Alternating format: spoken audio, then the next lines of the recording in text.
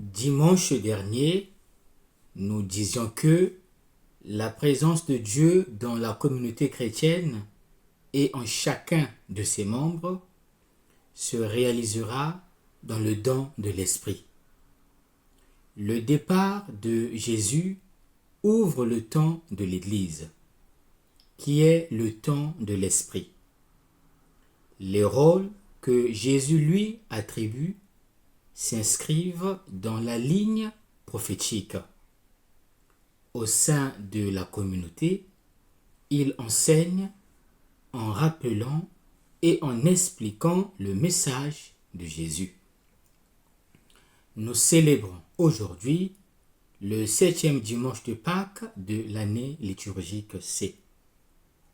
La liturgie se focalise sur le thème de la prière. La prière pour l'unité des croyants. Avec le choix de la première lecture, la liturgie veut attirer notre attention sur la prière d'Étienne. La finale de la première lecture nous raconte les derniers moments dramatiques de la vie d'Étienne, l'un des 7 diacres. Étienne, pendant qu'on le lapidait, priait ainsi: Seigneur Jésus, reçois mon esprit. Ayant dit cela, il s'endormit dans la mort. Actes chapitre 7, verset 60. La prière qu'Étienne adresse à Jésus est une prière d'intercession. Il demande le pardon pour ses lapidateurs. Le pardon que Jésus a prêché avec tant d'insistance et dont il nous a donné un exemple si solennel fait partie de l'essence de l'attitude du chrétien. Le commandement fondamental de l'amour s'applique aux chrétiens dans tous les cas et face à toute personne. Non seulement dans les relations entre frères, mais aussi face à l'ennemi qui nous fait du mal. Cette prière d'Étienne, qui meurt abattu par les pierres dures que lui lançait la haine de ses ennemis, est une démonstration émouvante de la manière dont doit être mis en œuvre le plus difficile des commandements de Jésus.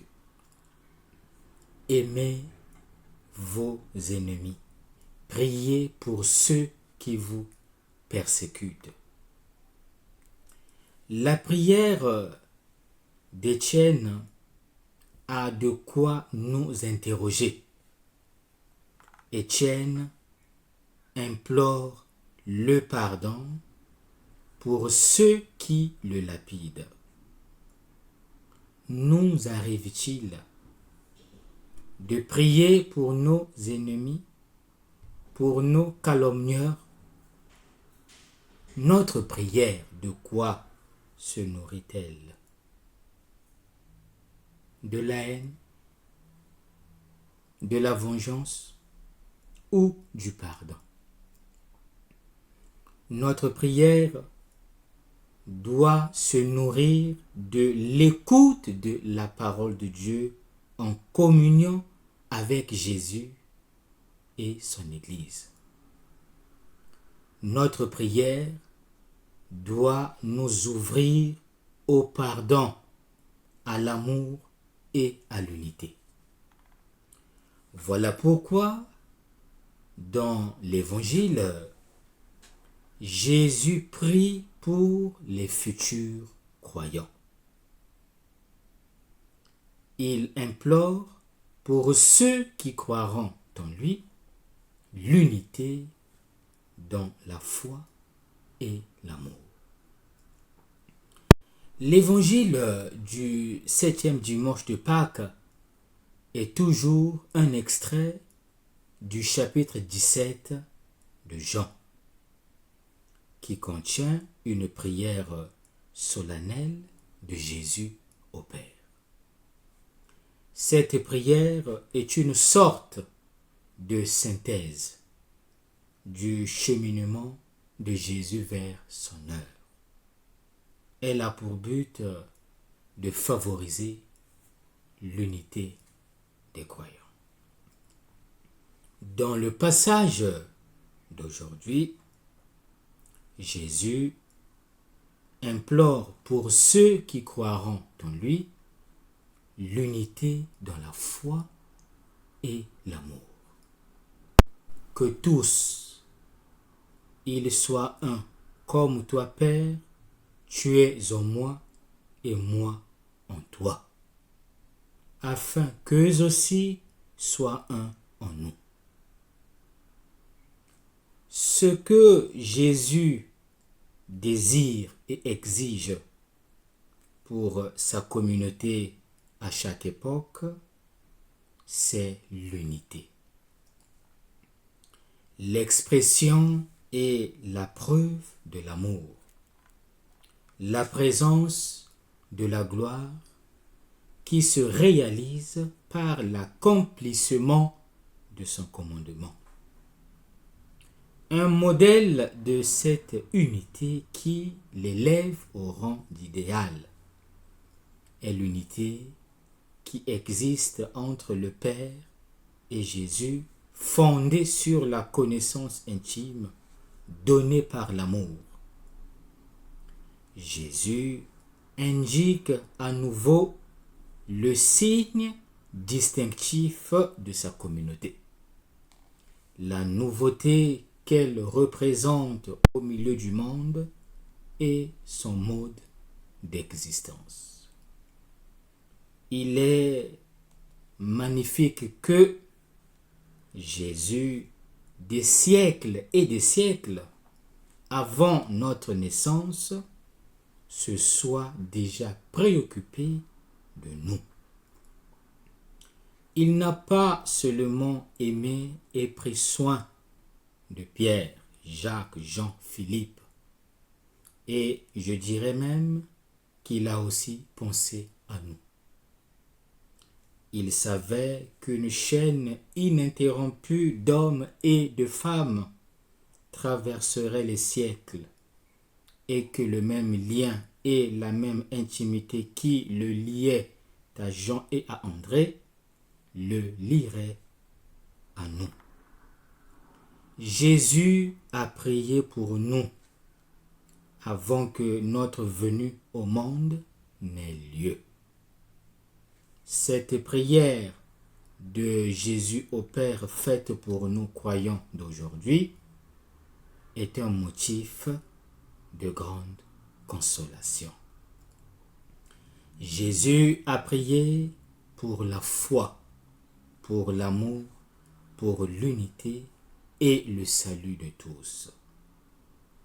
Ce projet que Dieu a suscité dans l'histoire par Jésus est le signe de son amour de Père envers les hommes. Nous aussi apprenons à prier pour l'unité. Apprenons à prier pour l'amour dans l'Église, dans nos familles et dans le monde. Après avoir demandé au Père le don de l'unité, Jésus implore maintenant le don du salut, c'est-à-dire que les siens soient avec lui auprès du Père. Dans ces versets, c'est-à-dire les versets 24 à 26, nous avons une dernière demande qui, à divers égards, est liée par inclusion au verset 1 à 5. Jésus prie à nouveau le Père. il reprend le thème de la gloire, il reprend le thème de la mission, c'est-à-dire de faire connaître le Père. Jésus commence par exprimer non pas tant une question que sa volonté au Père qui est en communion avec la sienne, sa volonté de salut pour les siens qui lui ont été donnés et constituent sa propriété personnelle. La perspective de la prière concerne ici la condition future qui attend tous les croyants. Et Jésus l'exprime par une volonté fondée sur l'unité éternelle de l'amour du Père pour lui et sur l'engagement de fidélité avec lequel il suit le destin de ses croyants. Il veut que chaque croyant qui l'a suivi sur le chemin de la foi et de l'amour soit sauvé et participe à la splendeur de sa gloire divine comme il l'avait déclaré auparavant. Quand je serai parti et que je vous aurai préparé une place, je reviendrai et je vous prendrai avec moi. Ainsi, là où je suis, vous serez vous aussi. Jean chapitre 13, Jean chapitre 14, verset 13. Quel est l'enseignement à retenir? Avant de quitter ce monde, Jésus prie et adresse au Père deux demandes pour les futurs croyants. Le don de l'unité et le don du salut. En venant au monde, nous avons déjà trouvé la prière de Jésus qui nous accueillait. C'est la demande sincère de celui qui sait que la seule chose qui nous sauve est d'être unis et non divisés. Le diable est celui qui divise et nous divise à l'intérieur et à l'extérieur. Un homme heureux est celui qui est uni à la fois intérieurement et extérieurement. Le plus grand défi pour nous est celui de l'unité. En tant que carte d'identité chrétienne, nous devons présenter la crédibilité de ceux qui cherchent à unir et non à diviser. Dans un monde qui veut nous diviser parce que diviser, nous sommes plus maniables, nous devons trouver des stratégies d'unité. C'est ce qui accomplit et répond à la prière de Jésus au Père. Mais le défi de l'unité n'est pas le défi de l'uniformité, c'est le défi de la communion. Pour cela, il est indispensable de semer l'unité, l'amour et le pardon dans nos milieux de vie. Veillons donc à ce que nos communautés ecclésiales deviennent des espaces où les semences, les graines de l'unité, de la communion et du pardon sont semées, sont plantées. Le Ut Unum Sint de Jésus nous dit que la meilleure façon d'être considéré comme ses disciples n'est pas d'occuper des places, des lieux et du pouvoir, mais de faire de la place, presque à l'inverse. Car Ce n'est qu'ainsi que l'on peut construire la communion et la compréhension mutuelle. L'unité exige une conversion constante. Disons définitivement non à la division, à la violence et à la guerre, pour reprendre les mots du pape Léon XIV. Bon dimanche à tous.